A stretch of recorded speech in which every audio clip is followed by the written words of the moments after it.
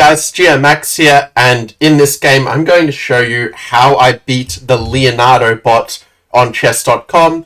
For those who don't know, the Leonardo bot has a rating of 2700 on there, and basically it's based on Leonardo Da Vinci, because chess.com create all these different artist-based bots as such. And yeah, this one we just stuck with a mainline opening. I tried to beat it with the London a few times and actually got a few winning positions, but then kept getting swindled. So at some point I just said, screw it, let's just play a main line and just go for a big hack attack on their king.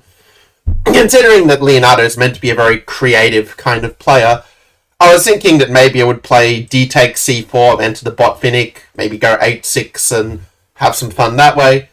But it decides to play it like a classical QGD with bishop e7, which I'm pretty happy to see, because rather than c6, you'd probably rather play for c5 in general, at least after the move I played in the game, queen to c2. And after castles, yeah, I kind of realized that at this point I should probably just play some waiting move like a3 or rook d1, just some kind of improving move. The idea of delaying bishop d3 is that you sort of are waiting for them to take on c4 so that you can take back in sort of one go rather than having to move the bishop twice. But okay, it doesn't make a massive difference to the position. If you're enjoying the video, do make sure to like, comment, subscribe, the usual. Might not seem like much, but every little bit does help. But here I decided to have some fun and play long castling, which maybe is not the best move in this position, but it does lead some quite fun games where we have some opposite side castling attacks happening against respective kings. The move that Leonardo played a5 is actually not one that I'd seen before, but I thought, okay, the idea of pushing the a-pawn and trying to attack my king is actually quite logical in retrospect. I did the same sort of thing, going h4, like just randomly charging out rook's pawns at each other's kings. Leonardo took. a4 is a really nice move here, because if I were to take, there would be the b5 fork in that case.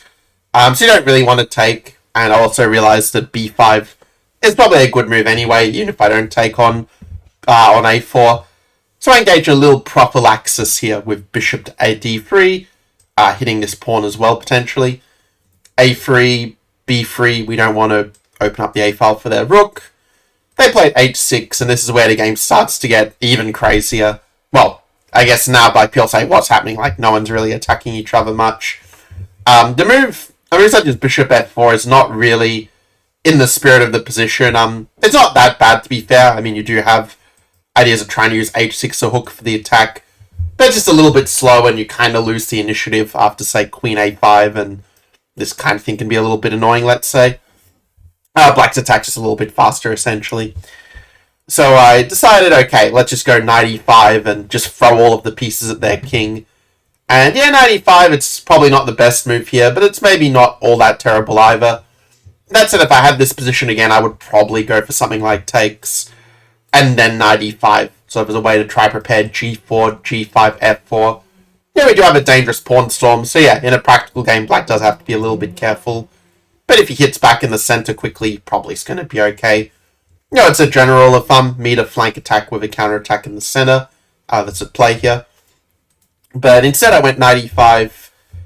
He took knight d5, and yeah, I mean, black is probably doing quite okay in this position, where computer has this idea of going g4 and kind of just letting black take if he wants to, saying that, you know, if black does take, that you're able to go bishop h7 and just get a really strong attack down the h-file in that case.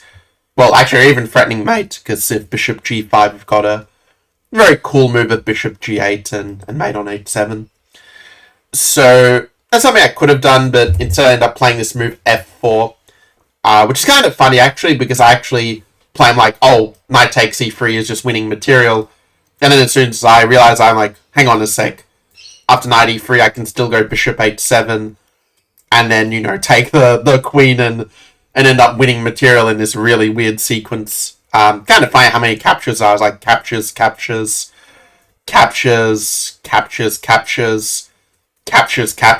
like 7 captures in a row, and end up being a piece ahead at the end of it. So yeah, basically this means that black actually can't play knight e3 yet. But I did realize, okay, maybe I should do something about it a bit later. So when black did play bishop to d7, I thought it felt okay. The best move is probably to play knight takes d5 and beg for equality, but that's not really the way in which I was playing this game. Like, I was just going for broke against this king, so I just played rook h3 and defended the pawn this way. And it's kind of funny, because it's definitely the sort of attack where it looks like, okay, there's no way this can possibly work against a computer. Maybe against a human, but never a computer. But because the bot's only 2700, it's trained to make some mistakes to give you a chance to win. And that's where that started to happen in a big way, where, by the way, this position is not a bad one to pause if you want to try to find a better defense for black than the 2700 engine did. I think that at this point the best path is probably just to play f5 and just try to shut things down on the king side. Because now black is kind of threatening to take and run away with the king. So I would probably have to play something like takes, and black just getting quite a nice initiative now where, he sort of repelled the initial wave against his king, and, our king is also now a little bit open, so I do think black would be doing fairly well in an admittedly unclear position like this, and computer gives this very weird idea of playing queen b2, which is maybe not the most human approach to a position, but it's true if you trade the queen, you're not going to get mated at least. And the a3 pawn provides a lot of potential to, use the pawn to take a2 and queen your own pawn. There's something that will be a problem in a lot of endgames. So that's what black should have done. Instead, he takes on c3, which I was very happy to see, because now I take with the queen and my position is just a lot more active. And then rather than, again, playing a move like f5 or f6 and trying to liquidate this way, instead the bot kind of suicidally took on g5. I think here it kind of realized what it had done, because maybe the original idea, well, not really sure what the idea was, but it's worth pointing out that you can't just give back the piece to defend the attack, because if I just take, queen takes g5 is going to be at worst losing a piece to bishop h7 and rook takes d7. So it's not really something that black can go for realistically.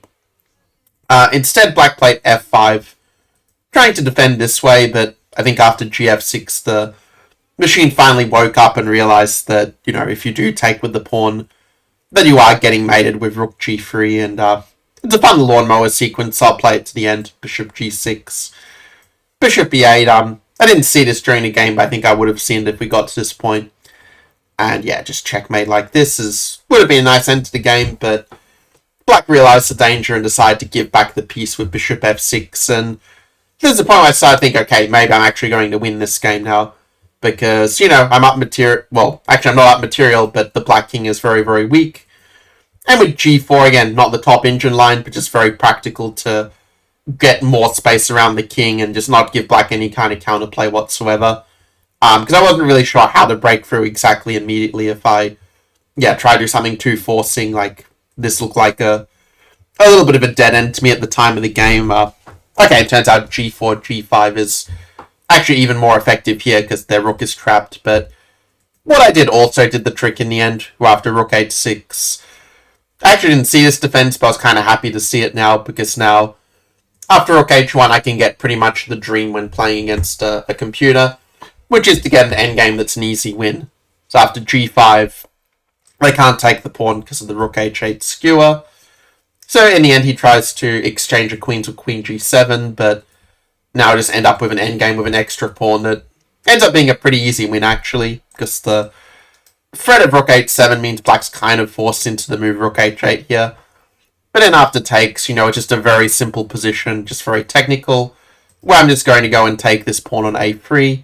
The game concluded e5. Could have saved myself some trouble by playing f5 and having the connected pass pawns here to kill black. The way I played it, it took a little bit more effort, because now, you have to be a little bit careful of bishop e6 and going after this pawn, but in the end I was able to keep the control where, in this position I can, meet bishop e6 with bishop b3, and I can still get at the black pawns this way, or, indeed support my own pawns. So it's still an easy win, and, I'm not going to play out every single move to mate, but I think once you get to around this point, you can kind of see that, black's just losing everything, and I did go on to win this one in various small moves as such. And then I played 2 queens just to amuse myself. So, just to prove I actually beat him. this was the final sequence of the game, and yeah, got this mate in. So yeah, that was how I beat the Leonardo bot. One thing to keep in mind with the chess.com bots is that they do change your openings and the way they play a bit. So yeah, the exact opening moves may not say work against him next time because he may, deviate with like knight f6, c5, e5 or whatever. But still, you can sort of see like how I was able to get a very nice attack, just throw all the pieces at the king, and in the end, even the computer cracked against the attack, which was, let's say, a very pleasant surprise. So yeah, thanks for watching the video. I hope that you learned something valuable from it. You can use to win some more games. Just got a link in the description for an offer you might want to check out if you want to get a lot more focused, a lot more effective training again.